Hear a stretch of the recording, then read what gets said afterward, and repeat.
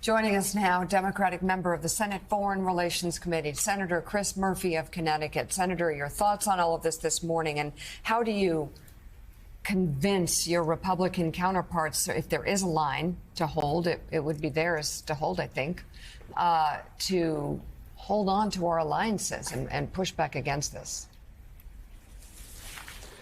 Yeah, I mean, this is a disaster for U.S. national security.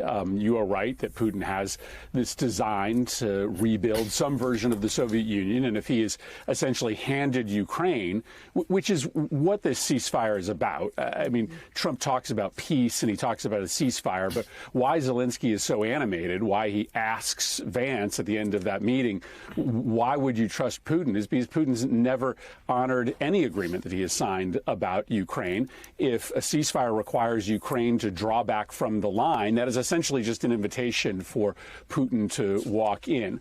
If Ukraine is given to him within about 2.5 years of invading, then he will likely move on, and there will be a conflict where perhaps the United States will be directly at war with Russia. And you're right to point out that over the weekend there were a handful of Republicans that said the easy thing, that Vladimir Putin is a dictator and Zelensky is not.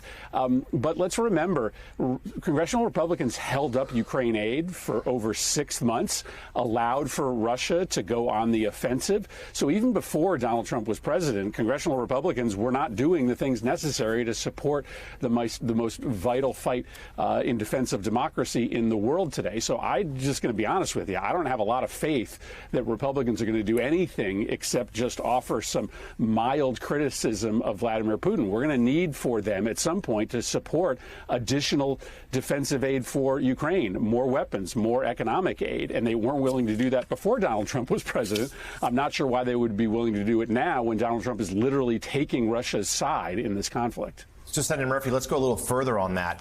Two men with you served in the Senate, Republicans, J.D. Vance, now the vice president, who seemed to be antagonistic towards Zelensky, sort of sparked the conflict on Friday. And then Marco Rubio, the Secretary of State, who previously, a Russia hawk even. You have now said that your vote to confirm him as Secretary of State was a mistake.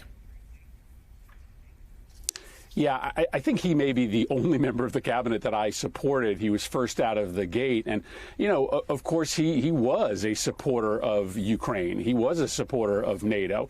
There was a theory of the case that maybe he would, serve as some brake or check on Trump's affection for dictators. You saw him sit there silently. You saw him then criticize Zelensky on the air. Of course, many of us today believe that our vote for him was a mistake. And I guess we should have known that everyone who signs up to work for Donald Trump is signing up for one single project, and that is the transition of American democracy to a kind of kleptocratic oligarchy in which the billionaires rule, in which they get to steal from regular Americans.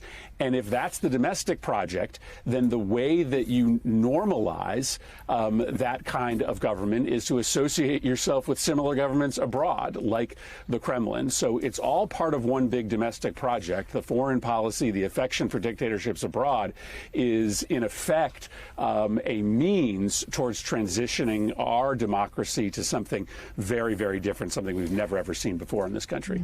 So, Senator, what is the next step? What are you hearing right now? There's been talk this weekend about the possibility of Keir Starmer and Macron coming up along with Zelensky with a proposed peace deal and all coming back to the White House. Is that a possibility? What are you hearing?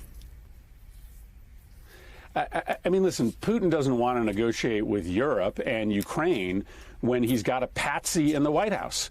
So I'm glad that Zelensky is talking to the Europeans about a real peace deal that would actually secure Ukraine.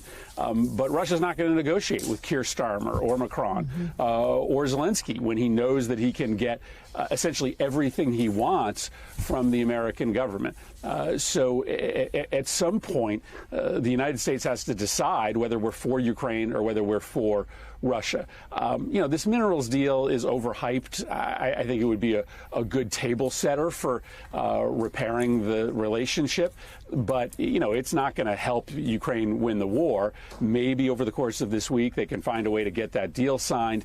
Maybe the Europeans can continue to push on Trump. But this moment feels pretty hopeless because it feels as if Friday wasn't a surprise. Trump's been telling us for months that he is ready to give away Ukraine. And without U.S. support, Europe can't do this by themselves. So this is a bit of a back to the drawing board moment. Yeah. This feels really, really dire for our friends in Ukraine. It does. Democratic member of the Foreign Relations Committee, Senator Chris Murphy of Connecticut, thank you very much for coming on.